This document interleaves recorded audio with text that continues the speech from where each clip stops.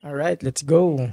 Podcast. Yes. Masyado ba malakas? Hindi, tama lang yan. Make sure na okay yung mic mo. Okay naman yung naririnig mo. Yeah, okay naman. Alright, maganda ka sa akin. Okay. I mean yung boses mo. Tsaka ikaw. Ayan. Ayos ba yan? Okay. Okay. So, today is actually February 19. February 19. February Yes. 19. So, our topic today is all about the unboxing PH in general. Uy. Okay. Okay. Let's go. So, if I don't know if everybody has heard the news, but Dan is officially unemployed. Where's the Yes. button? Where's the clapping button? Hindi ko lang kung ano yung clap, pero hindi, plus. Ayan. For unemployment.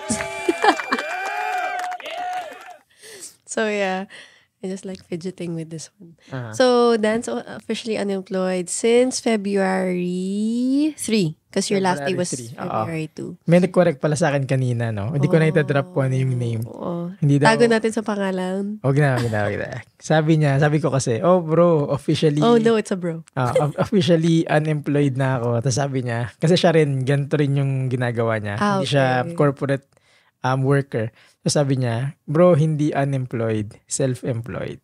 Yeah. Mas, ano daw yun? Yun daw yung The more right term. appropriate term. So, Right. go ahead.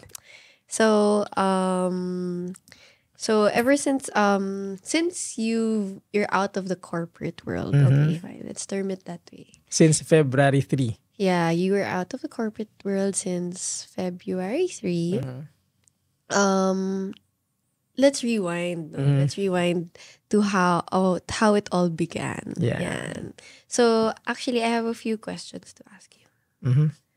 So the first thing is, so that everyone knows, is because everyone knows that you're in content creation, but then Yeah. I don't know if they know since when did you start. Okay. So tell okay. us about that. Okay, sige. I started specifically June 28, 2020. Wow. That What was time? what time? 6:31. Hindi, joke lang. Pero that was the pandemic kasi. Right. 'Di ba? Pandemic started sa Pilipinas at least 2019. March, hindi, 2020. 2020. 2020 yung nag-start na like mawalan ng pasok. Right. Hindi ba? Magkaroon ng work from home. Yeah. Na officially ma-announce siya nationwide na Yeah. may pandemic. That was March 2020 if I'm not mistaken. So nasa bahay na tayo from that moment. So nung mga March, April, May, June, 4 na buwan, feeling ko bagot na bagot ako sa bahay. Kasi for the longest time lumalabas tayo, Yeah, diba? yeah, Parang yeah. work, labas ka, makikipag-date, magde-date tayo, labas tayo, Yeah. church, etc. So nung nasa bahay na lang ako, Right. feeling ko I have a lot of time on my hand. Kaya parang why not do something na hindi ko pa ginagawa? And that is unboxing. So that yun yung first upload. And just the background, just so everyone also knows, I guess his close friends knows about this about him, is that Dan's a maximizer. So he doesn't like wasting time. Yeah. You know, because like a lot of people like me was the total opposite. We would like to spend our time just binge watching. Yeah. That's not Dan's thing. So he has to find an outlet on how he would use up his time Tama. and be productive. Yeah, oo. So, and but that's what pandemic gave everybody kasi. Actually, hindi lang And- naman sa akin. Yeah, Oo. yeah. I mean, pandemic gave us all the time. Yes. And you chose to do that Yun, with oo. your extra time on hand. Oo. Okay. And para sa mga nagtatanong, bakit of all the topics or the niche na meron, bakit tech, no? In general, hindi ako mahilig sa tech talaga. Hindi ako mahilig sa camera. Yeah. Mahilig ako mag-picture and mag-video using my smartphone. My That's phone lang. another fun fact about it. Oo, di ba? Prior pandemic, Phone you're lang. not the type to use DSLR. Hindi ako marunong at Yeah, all. yeah, As in, hindi ko alam yung shutter speed. Wala akong alam doon. Hindi ko alam yun. Pero parang meron ka nirigala sa akin. Kasi bumili ako ng iPad. Oh, iPad right, Pro. right. No, na parang gusto kong meron naman akong iPad na dati, pero parang gusto kong mag-upgrade sa Pro version. And nung nag-Pro version ako, meron kang accessory na nirigalo sa akin. yung USB-C hub. Yeah. Ang ganda ng packaging niya. Actually, hindi siya maganda eh. Pero parang, dahil nga siguro ang laki ng oras ko, I found it beautiful. In-unbox ko siya. Beautiful enough to unbox. Oo, parang ganun eh. Pero pag binalikan natin yon, siguro ipakita ko yun in some other ways dito sa video na to, no? Pero normal na kahon lang siya. Pero dahil parang nagandahan nga ako nung time na yon, nag-decide ako na i-unbox siya nang walang soundtrack, walang background music. Just So it's ASMR type. ASMR lang siya. The unboxing that I do right now since day one, ganon. Right. Using again my smartphone. And yun na yung first upload. So, how did it lead to you finally deciding na, gusto ko na mag-camera? Okay. Good question, no? I think parang... Yung parang work interview. Good question. Good question yun, Yeah, kasi parang hindi nga just ako... fun fact, Dan's really an iPhone type of guy when it comes to shooting both videos and photos. So, and everyone actually thought that he uses a camera at most times. Yeah. But this was only in the pandemic when you started using a camera. Pandemic lang. Yeah. So, how did you get there? Although nakahawak na ako ng camera, ng DSLR before, dahil sa brother ko, sa kuya ko. And siya yung parang mahilig sa camera dati. Yeah. Doon lang. Pero I never learned. Kuya's influence, yeah. Oo, the proper way. So to answer, I think nagkaroon ako ng urge na mag-upgrade to a proper camera nung nagkaroon ng competition. The next TechTuber. Because of the competition. Parang for the longest time, sobrang satisfied na ako dun sa unboxing ko using my phone. Kasi parang social media lang naman yan. Ba't naman ako bibili ng marami? Yeah. Kaya lang nagkaroon kasi ng competition na kailangan ipakita yung mukha ko. Right. No, di ba pag unboxing kasi kamay lang. Pero since ipapakita na yung mukha, parang kailangan mag-talking head ka. Right. Hindi ko naman talaga prefer yung iPhone quality. Kasi gusto ko yung may background blur yung likuran eh. Parang ganon. Yeah, that's all for the bokeh. Oo, talagang sucker ako for that. So nung merong ganong competition, nag-decide ako na sige mag-invest na nga ako sa proper camera. And that was the first camera, Sony A6400. Yun. Sony tayo ever since. Right. Okay. So, at the time that you were starting this journey and unboxing, how did you even think at that time that it could be a potential full-time job? Hindi. Hindi. Oo, totally hindi. Yeah. Nung What time were na you to, in it for? The views, the monetization? What were you in it for? I think yung pinaka-reason is meron akong mga pinapanood na YouTubers. Oh yeah. Namely, yeah, Peter McKinnon, Yep. Mati Hapoya, no? Ito yung mga tao na pag pinanood mo yung YouTube videos nila, YouTube videos sobrang cinematic, sobrang ganda ng quality.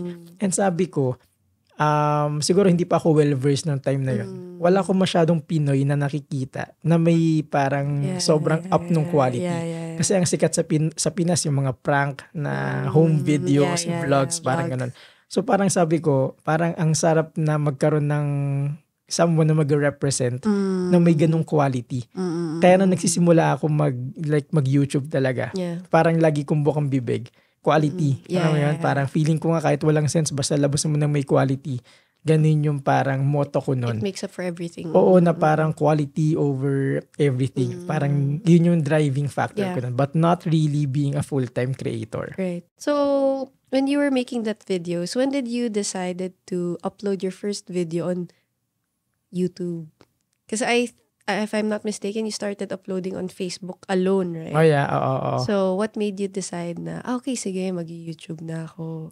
Mag-upload na ako sa YouTube. Siguro, yun, several uploads na sa Instagram actually, hindi sa Facebook. Okay. Parang Instagram ako unang nag-upload. Right. Tapos teasers lang sa Facebook. Oo. Okay. Nag-upload ako sa, yun ang hindi ko Right, Instagram. oo. And then, di ba wala pang reels no? Wala. So parang It's just the video. regular post. Kaya laging yung unboxing ko, a minute below. Right. Kasi yun lang yung allowed. Right. Diba? So if you can remember that. Nag-upload ako sa YouTube, wala akong date na naalala. Pero I think mga a month after. Oo, doon ako nag-decide na, ikaw rin nagsabi sa akin, na love, pasok mo kaya sa YouTube yan, gawa ka ng account sa YouTube. Kasi ako parang pag nag-YouTube, hindi ko talaga, paano ba to?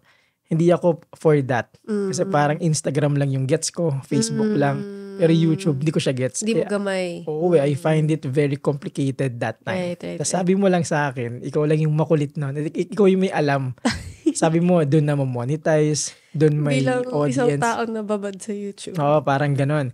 Sabi mo sa akin, parang try mo din i-upload, sayang kasi. Parang i-cross-post lang. Although nung time na yun, wala pang cross-post na term. Well, in my world, no, wala.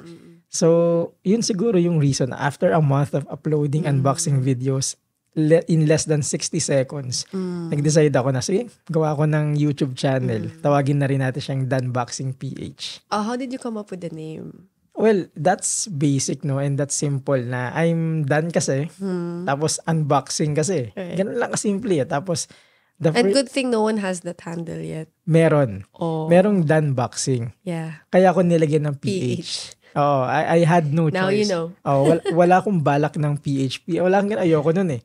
Wala lang akong choice. Hindi mo nilagyan ng underscore ganun. Hindi ko na naisip Hindi ko na naisip lagyan ng PH. Kasi parang gusto ko defined eh. And when, nung time na, hindi ko alam ngayon, no? Pero dati, pag ninignan mo, surprisingly, walang Danboxing PH. At all. Right. Kaya parang yun na yung ginamit ko. Okay. So, you were just doing it as a hobby. Oo. And then you didn't see it being full-time. Hindi. And then, what made you decide na from a hobby? Kasi a hobby is just something that you do for fun, right? How did you decide to start uploading weekly? Because for everyone to know, his first 2 years of Danboxing, walang mintis yun. Every single week, there was a video that he would put out. Oo, meron. Feeling ko nung nag-invest ako sa mga lenses. Okay. Okay, let's dive into that. So sige. like when you were unboxing, how did you went from the unboxing to reviews? Okay, Kasi sige. syempre, we're still at the part of unboxing. Tama. Balikan ko yung sinabi ko kanina na kaya ako nag-upgrade ng camera. Yung the next Techtuber, kailangan nga mag-talking head video. Right. And nung nilabas ko yung talking head video ko, ang daming views nun. Okay. Oo, na parang sabi ko, okay, hindi ata sustainable, hindi ata enough para mag-cut sa eksena, yung unboxing lang. Yeah. Kaya parang sabi ko, kailangan nata talaga from time to time, magpakita ako ng muka. Yeah. Yan. So the funny thing is, I remember now, as being an Ulyanin person, Dan doesn't want to show his face. Ayoko. That's the thing. Surprisingly, for someone who has a lot of talking head videos to this date, ayaw niya magpakita ng mukha. Oo, parang ayoko talaga. It was just all his hands. Yes. Pero yung next Techtuber na competition. That was your first video na talking head, right? Kasi required yun. Yeah. So parang doon, nakita ko naman yung effect. Did you win? Yung effect niya, patalo ako eh. Yeah. Natalo ako. Part of the journey. Yes. Hindi ko in-expect. Although, ang dami namang nag-appreciate nung video. Pero actually, talo. it's a really good video. So yun, nung na-realize ko na merong future, ang talking head video, parang compared sa Danboxing, YouTube wise, right. doon ako nag-start. Na, okay, sige, mag-review ako ng mag-review. And in my journey of writing scripts for my talking head videos, na-realize ko na sa Facebook din, sa Instagram, parang patok yung lenses. Kasi parang ako, nung bibili ako ng camera, search ka muna eh. What's the best camera? What's the best lens? I think any item. Like, may it be a phone. Well, pero nga, yun nga yung journey ko. Right, diba? Parang ako, nung bibili ako ng gamit, magisimula ako, yun yung mga nire-research ko eh. So sabi ko, I wanna be part of that para sa mga bagong gagawa. Tama. So sabi ko, parang walang magsisimula na hindi magse-search ng what's the best camera for beginners. That's true. Doon ako nagsimula mag-review ng lenses and cameras. Lo and behold, unang upload ko ng camera or lens review, basta camera related na item, patok yun. Na from someone unknown, from someone so small of a channel, pag-upload ko nun, one day, 1K views. And give them a overview or background. How many views do you usually get in a normal video? Kung ilang beses mo pinapanood. Yun mo. So kung pinanood mo siyang 3, edi 3. Ang dagdag mo na ako 2, edi 5. So average is 5 to 10. That's seryoso yun Right. Kung papanood ko sa magulang ko yun, account ko rin yung gamit. Hindi ko alam kung kinakount ni YouTube yun. Pero yun yung sila mama at papa rin, mga kapatid natin.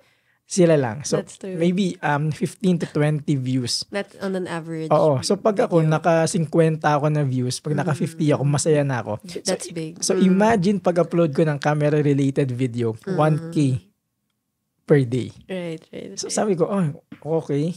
Ito pala yun. Right. So that was the time na nag-decide ako na sige, i-weekly ko yung upload ko ng camera-related videos. Those are your journey when it comes to videos. Yes. So, of course, Dan Boxing also had an Instagram account. So how did that correlate with your hobby in taking videos, yung photos? Actually, which one do you like better? Taking photos or taking videos? I like taking videos more Than taking photos. than taking photos. However, it's harder to take videos than photos. Right. So kapag clutch ako sa oras, wala akong masyadong time or busy ako, I'd always prefer to take photos na lang. Pero kung may preference ako, may time ako, Videos talaga. Kasi mas kumpleto siya for me. Tapos talagang gustong-gusto kong magkulay, gustong-gusto kong umanggulo, mag-frame ng eksena. Yun. So, from growing your YouTube account with reviews, how did you grow your Instagram account?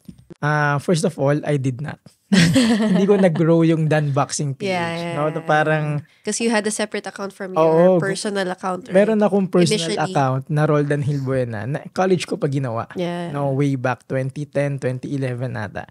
And then 2020, Dan Boxing PH na Instagram account na separate. Yeah. Sa Instagram account ko ng Dan Boxing PH, regular ako nag-upload doon ng mga unboxing videos ko na 60 seconds Okay. or less. No?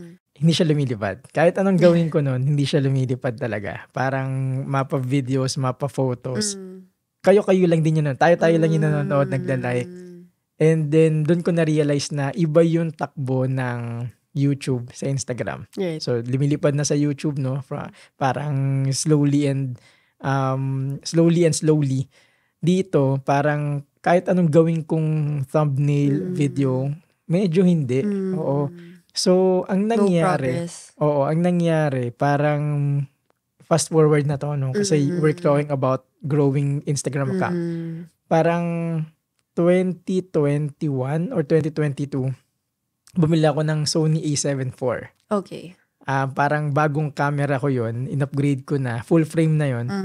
And nung time na binili ko yon, parang sabi nung ahente sa akin, no, yung mga nagtitinda sa Sony mismo, Right. Sir, 5 pa lang kayong may ganyan sa buong Pilipinas. Wow. So in a way, tong item na to, hot topic pa siya, hot item pa siya. So nung nagkaroon ako nun, pinost ko siya. Parang yung picture ko nun, kinuha ko lang gamit iPhone ko. Nasa store pa yon ng Sony, kinunan ko. Pag-upload ko, kinabukasan nun, parang 1,000 new followers. Right. 2,000 new followers. Sa Roldan Hilbuena account. Oh. Not sa Dan Boxing. Again, no, hindi pa rin lumalaki yung Dan Boxing PH na Instagram account. Ang lumalaki simula noong 2022 yung Roldan Hilbuena. Like from 500 followers, parang overnight, naging 5,000 siya. Right. Dahil sa one photo ng Sony A7 IV.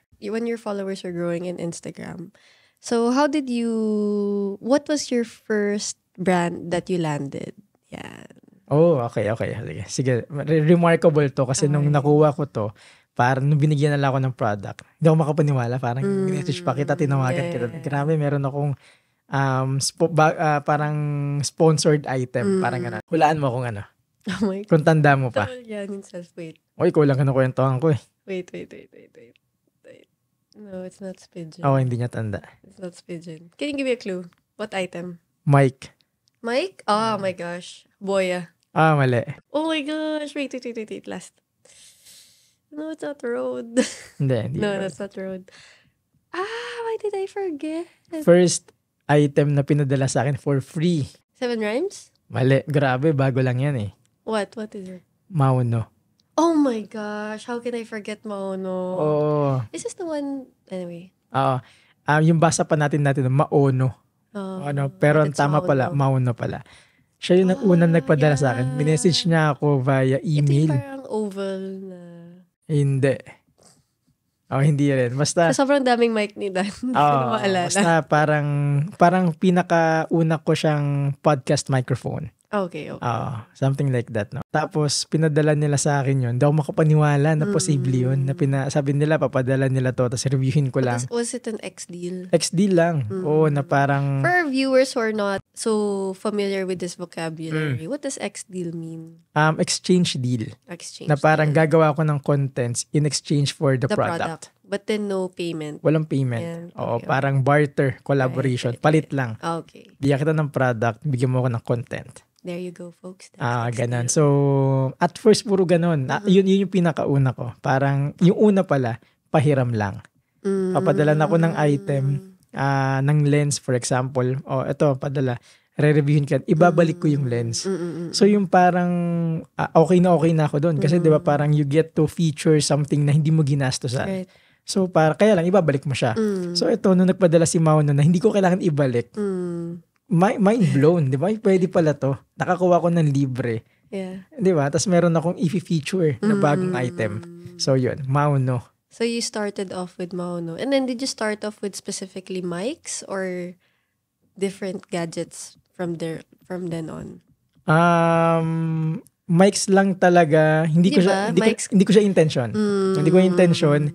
Parang dumating lang na in-offer nila mic yung meron sila, audio equipment. So, yun yung nangyari. Pero hindi ko siya intention. Yeah, intention. But then like moving forward, what were your items that was given to you afterwards? Puro mic talaga. Diba? Kasi parang nung nireview ko yung item na Mauno, nalimutan ko, PM422 ata yun na mic. Nung nireview ko siya, lumipad yung video na yun. Siguro brands saw So that. other mic brands. Oo, so parang nagpadala din sila. Yeah. Si Mauno rin nagpadala pa ng ibang mic. Parang kaya, yun siguro, it was a season of microphones. Yeah. Oo. So how do you break away from that? Kasi you're not a channel of just microphones. How did you break away from that scene na puro mic lang yung pinapadala sa'yo? How did you divert to other gadgets that you would review or unbox? Not much of my choice. Sila yung tumigil. Parang siguro nagsawa din sila, no? Parang siguro pumapangit na yung videos ko. Hindi ko alam. Hindi ako. Parang wala akong choice. Given the chance, no? Sana may choice talaga ako. Pero nung So time if na given yun, the choice, what would you pick? lenses talaga. Lenses and cameras. Kasi yun But then nga at yung, the time, you were purchasing your own lenses, right? magkano yung lenses, di ba? Parang may mga local stores naman na nagpapahiram sa akin ng lenses, pero binabalik ko kasi. So parang, It's not an X deal at least. ang pinapriority ko nun, yung parang mas pabor sa akin na libreng item, which are microphones. So, yun. Tapos parang yun nga, parang kaya ako napilitan na mag-iba kasi sila na yung bumagal mag-produce.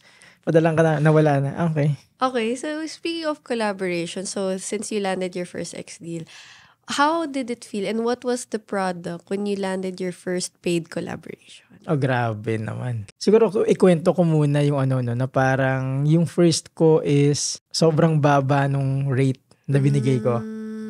Yeah. Diba, I kasi remember that. Like, we would actually, me and Dan, the funny thing is, we would talk for long hours just to discuss magkano ba? Diba? Magkano ba? Alam mo ba kung magkano ba yung pang isang shot or yung pang isang video? Diba? Kung matatandaan mo, yung pinakaunang paid collaboration ko na... I know what it is. Hindi, disclaimer muna, parameter muna. Hindi kaibigan, hindi natin kaibigan. kilala, like Okay, unknown, okay. and parang legit brand abroad. So itong unknown brand talaga, na talagang out of nowhere, nakita niya ako from Instagram, tapos interesado sila. Case siya ng AirPods Pro. Yung kahoy. No? Tether case. Okay, parang yeah, I remember. Ang kulit nun. Kasi parang ang yung offer nun is 1,500 pesos. Wait, before you dive into Sige. that, how many followers did you have at this time when you were getting your first paid collaboration? 8,000. 8,000 followers on Instagram. And then your YouTube. But then they found you on Instagram. So let's just base it off tsaka that. gusto na, yung mga contents na gagawin ko, photos lang naman. Sa Instagram din naman nila gustong i-post ko. Right. Yung rate doon, 1,500. For like... Dollars or pesos? Pesos. Pesos. Oo. Na parang for like 3 to 5 photos. Tapos akin na yung products. Yeah, parang yeah, ganun. yeah, Dalawang cases yun. Akin na yun. Tapos after nun, 1,500. Sobrang saya ko na noon. Sobrang sabi ko, grabe, living the dream, no? As in, when you told me, parang we couldn't believe that they would actually pay you diba? for Feel ko that. iyaman ko na noon eh. Kasi grabe, parang from ex-deal, from pahiram lang, ibabalik ko, naging ex-deal. And then now we're paid. Binabayaran na ako ng 1,500. Sabi ko, grabe, ito na yun.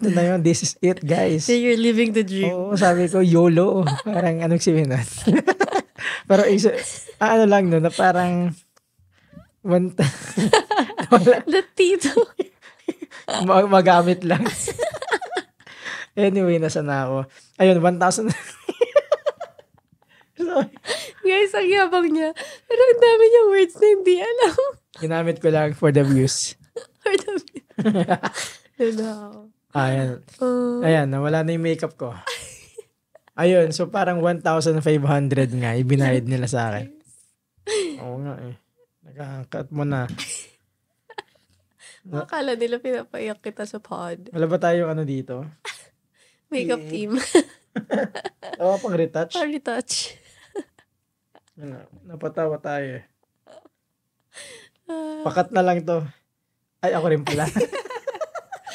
Future self, pakat. Ako rin pala yung magkakat. Ayun, nasa na ako. Ayun nga, so parang kidding aside, 1,500 yung first ko na talent fee for photos no na parang pesos, yeah. Pesos, 1,500. So, yun nagsimula nun. Nasimula nun, sabi ko sa sarili ko, pwede pala akong mabayaran sa ginagawa kong to. Bukod dun sa YouTube AdSense, YouTube revenue. So, yun. Yeah, but besides that, actually, let's just also dive a little into your AdSense. Yeah. How did it feel getting your first salary or whatever from YouTube? Parang hindi totoo. Kasi ang nangyari, bago mo makuha yung parang, yung unang bayad mo, yung parang withdraw, parang may certain amount na dapat makuha. Tapos parang kailangan may ma-reach kang mga something no, na requirements. So, ang nangyari, parang monetize na ako by, sabihin natin, for example, by July. Monetize na ako by July. Hindi ko pa pwedeng i-withdraw yun. Kasi meron pang mga hindi na-meet na requirements. So, can you state like a few of the parang requirements? Parang may mga watch hours na kailangan kang ma-meet yung mga ganyan. Following also, right? Oo, tas yung mga parang mga forms na kailangan mo i-fill up, kailangan pa yun pag-aralan muna, parang i-evaluate muna. So parang July monetize na ako. Nakuha ko yung first bayad ko 3 months after. Yeah, I remember it took a while. It took a while. So parang ang nangyari, nung una akong sumweldo sa YouTube, ang laki. Yeah, kasi naipon siya eh. Right, naipon siya. Kaya sabi ko, nung nakuha ko yun, dahil malaki siya, ibang feeling talaga. Sabi ko, binayaran ako ng hindi ako employed doon. Alam mo yan? Ibang bayad to eh. So parang sabi ko, meron talagang future to. Sabi ko ganun. Meron so that's where it took. Somehow. Wala pa rin full-time. Yeah, of course. Wala pa rin full-time. Pero doon ko nakita na, pambihira. Oo nga, may pera nga dito. Parang ganon. So doon ko siya napatunayan. Now that you started like earning from collaboration, from AdSense, so syempre your dreams got bigger too. No? So when you were seeing possible potential opportunities, what was the big brands that you were hoping to work with that seemed impossible at that time? Unang-una yung Rode talaga. Rode. Kasi when I started, parang si Rode talaga yung pinaka gusto kong magamit. Especially that you started off also with mics. Oo, diba? Parang, tas ang nag-reach out sa akin, si Mauno. Syempre, thankful naman ako. Yeah, pero parang from then on, nasabi ko, possible pala to. From that time on, inaantay ko na sana si Rode naman mag-reach out sa akin.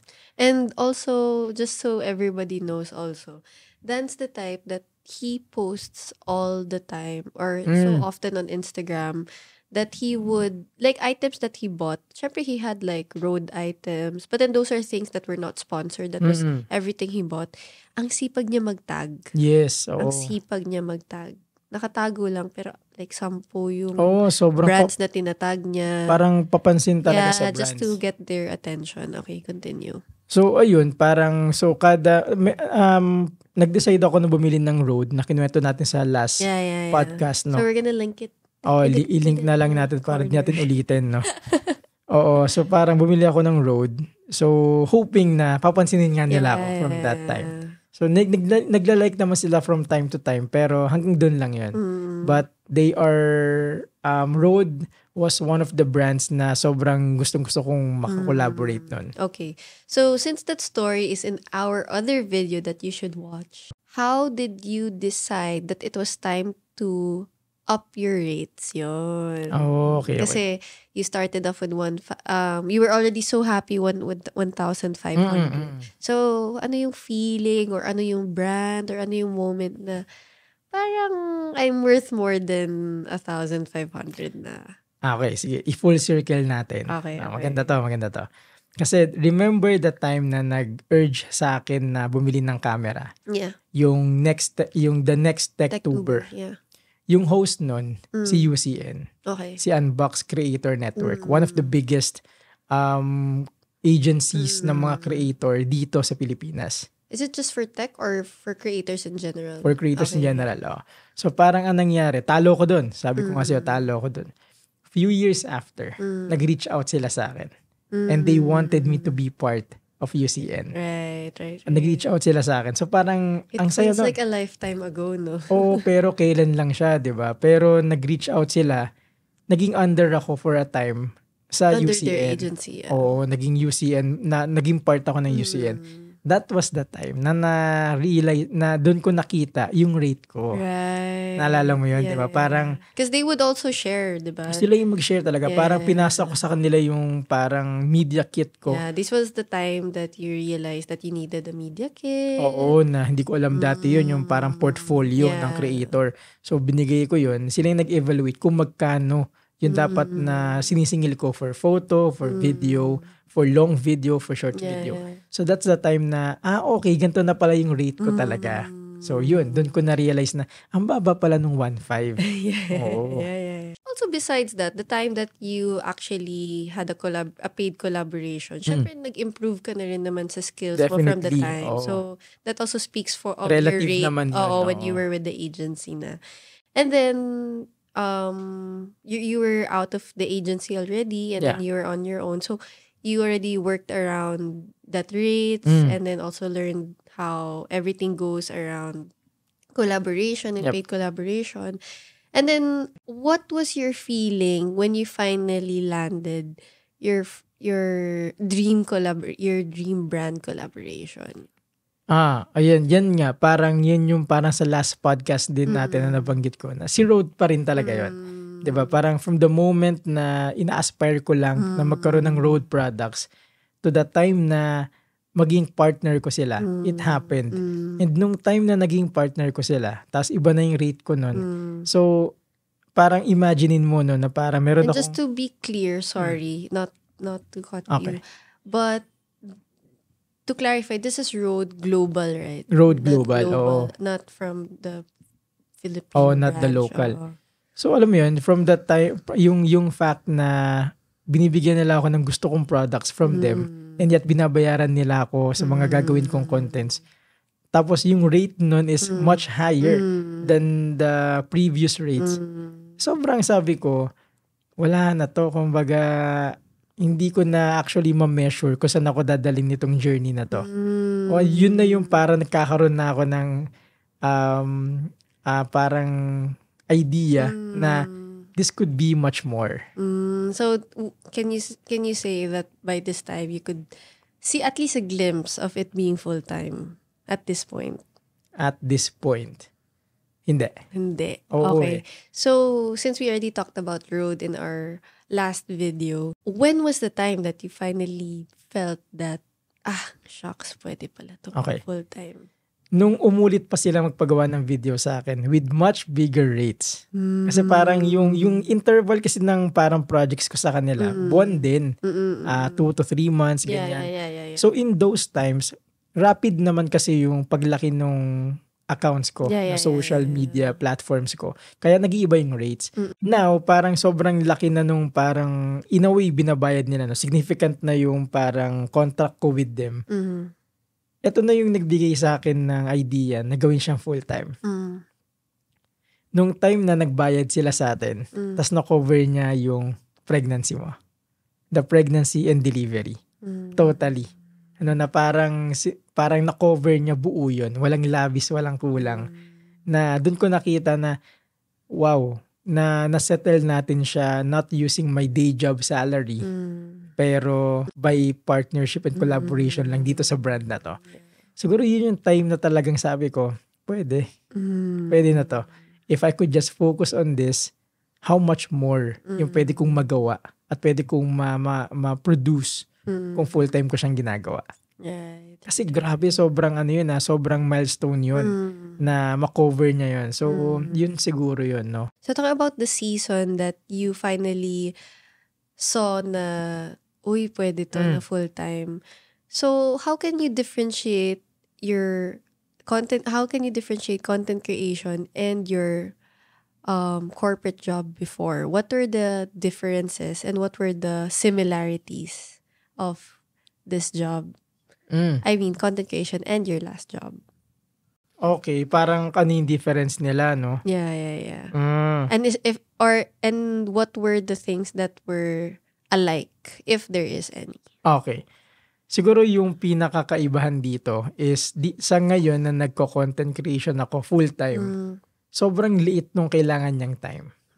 No?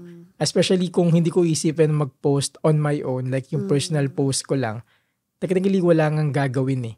Kasi yung mga projects na binibigay nila sa akin, hindi naman daily yun eh. And kapag binigay nila sa akin yun, parang matatapos ko siya in a week's time, tapos na siya in 1 week.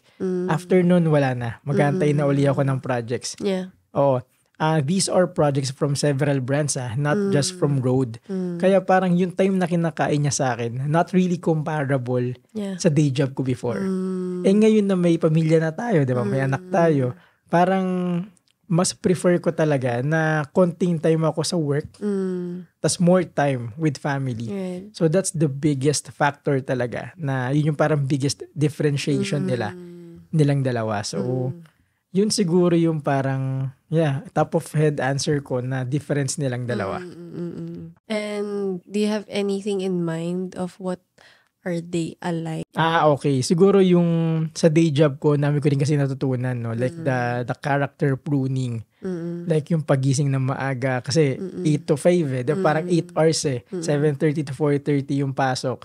So parang the discipline nang may schedule kang dapat sundin. Yun siguro in-apply ko dito. Na kahit na parang freelance na kasi siya, no? Na parang I can get things done on my own. Parang I set time pa rin na magawa ko siya on a regular basis. Right. Yun siguro yun. Yung parang similarity nila na meron akong parang discipline na dapat sundin. Just like a normal job. Right.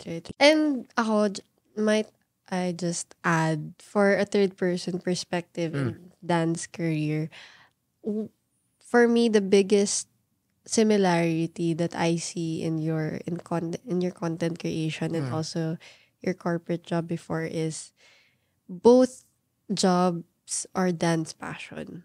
Yeah, oo. It is like watching him in the corporate world. Because ako, whenever I see people do content creation and they started in their corporate job, their story would always start off as, I wasn't happy, but then I finally chose to be freelance. Tama. But being a third person, like in this scene, Dan was so happy. Dan was so happy in his corporate job. And yun, so since we're talking about how you're growing and how you also landed your big collaboration and then also you being able to see the potential of it being a full-time job. So tell us about how you decided on finally deciding of letting go of your corporate job. Despite you being so happy at your current position. Oo eh. It was so hard nga talaga na gawin naiwan yung day job ko. So I've been working for that company. For how many years? Ninth year ko dapat ngayon. Oo, parang Fun fact, that's where me and Dan met. oo, dun sa work na yun. I think talagang yung pinaka-reason lang is more time with family. Kasi feeling ko nga kung kaya kung equivalent yung time na kinakain ng day job ko tsaka ng unboxing, feeling ko I'd still choose na nag-work sa corporate kasi mas systematized, mas sigurado. Kahit naman wala yung unboxing before, okay naman eh. Di ba? Parang kaya naman siya eh. O hindi naman siya nagkulang na parang kinailangan eh. That's Kaya nga nung dumating yung mga paid collaboration, sobrang saya kasi bonus talaga siya. Kaya yung pinaka talagang masasabi ko lang, yung time talaga. No, na parang ganun. Lalo sa ngayon na hindi naman talaga sobrang araw-araw pa ako busy. Gets ba? Na hindi naman yun yung goal. Pero yun lang eh, na parang it was so hard for me. It's just that parang mas gusto kong yung time ko malagay ko sa family than outside. Yun siguro yung main factor. And also prioritizing yourself din kasi if just so that people also who's listening to this know, Dan's schedule when he was working in a corporate job, he would work from 8 to 5. And then he still had to do YouTube at night for half of the time in the week. So that's Mondays to Thursdays. And then his time for us is Fridays to Sundays, us family, after work. It's not like the whole days of Fridays. Well, we also have Saturdays and Sundays that we have him. But it's taking so much of him then. Sobra. Yeah, it's taking so much of him. So it really, makes me and Noah happy that he's prioritizing us with choosing content creation. And it is also evident right now. So how did you finally decide? So knowing that those were the goal and those were the benefits and differences of content creation besides your corporate job, how did you decide okay, sige, ito na to. How did you have that light bulb moment na, sige, papasa na ako? Ang dami ko kasing tinatanggihang brands na. O ang dami ko nang tinatanggihan for the reason na hindi na kaya ng katawan ko. Hindi na kaya ng oras. Kaya sabi ko, parang, and itong mga brands na tinatanggihan ko, hindi biro yung pay na offer nila. It's just that sobrang saya ko talaga sa work ko na hindi ko ma-let go. Kaya nangyari, nung parang nandun na ako sa crossroad na hindi na kaya ng katawan ko, kailangan ko na pumili ng isa. I cannot serve 2 masters already anymore. Yun yung time na, sige, piliin ko na tong unboxing. Mag full-time content creator na ako. Kasi more pay for less than work hours. So yun yung pinaka-deciding factor na let go na natin tong day job natin. As much as I want to stay, parang the practical decision there is really to choose more time with family, less to work, but more pay. Yeah. Diba? Parang ganun eh. Now that you're out of your corporate job for almost 9 years and you're currently, since it's Feb 19, you're currently at your second week of being self-employed. Sarap. So how has it been? Yeah. Feeling ko nandadaya ako. What do you mean? Feeling ko may mali. Feeling ko pag gumigising ako ng late, may mali. Yeah. Feeling ko may dinadaya so ako. You were wired, no? For such a long time. Para simula nag-aral ako, may alarm yan. And I don't alarm ng maraming alarm ha. Isang alarm lang tayo, tapos gising na. He's not like me. Yeah.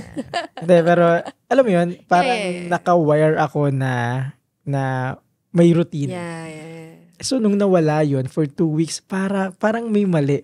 O para talaga ako may dinadaya. Yeah. Kasi parang gigising ako ng parang later than the usual. And it walang magagalit. walang maghahanap sa'yo. Walang maghahanap. Tapos gumigising ako ng hindi lobat sa message yung cellphone ko. Hindi talaga siya tama for me, especially nung mga unang araw. Plus the fact na parang kapag gusto kong manood, pwede akong manood. At night. At night. Yeah. Kahit tanghali eh. Oh, yeah. Kahit alas 10 ng umaga, di ba? Parang Siesta. gusto ko manood. Parang okay to ah.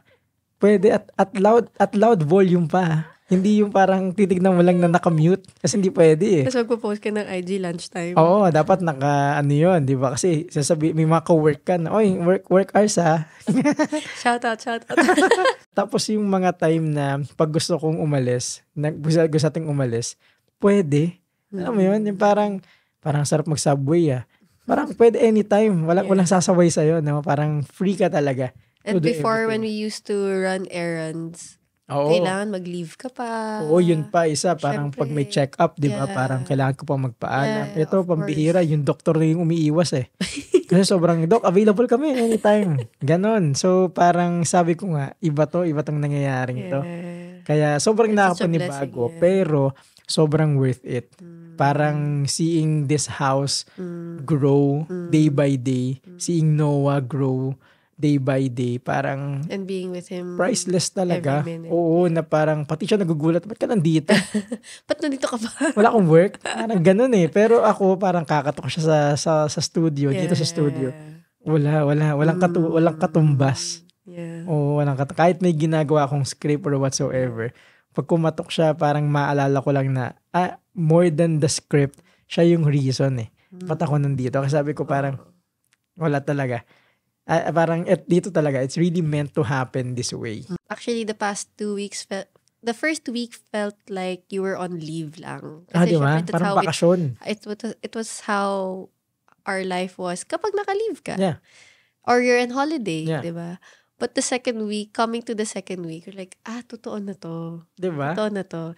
And to be able to, yun nga, earn while spending time with us whenever you want. Yeah. That's such a blessing talaga. Iba no? Yeah, it's different. And yeah, so I just wanted to end it as I'm glad you're able to tell your story, our story to everyone else. I hope everyone learned a thing or two. Yes. And sana somehow na-inspire sila. Yeah. Sa mga ganitong possibility. Yeah. And siguro our next video could also be like how do you get into your passion, no? Yeah. Kasi especially in the creative field, that it's not a normal thing that you turn into a day job. Yes. Diba? So, yeah, that's it for now. Yun. Thanks for this good talk. Again, thank you for watching the Good Talks with Dan and Den episode 2. So, yeah, thank you sa mga questions. Salamat sa magandang usapan. And so happy to be a full-time content creator finally. Nice, me too. Kami ni Noah yung pinakamasaya. Yeah, so, yeah. Pareho kaming, self-employed. Lobat na yung isa. But yeah, palakpakan naman dyan. That's a wrap. Thanks, everyone. That's a wrap. Thank you guys for watching.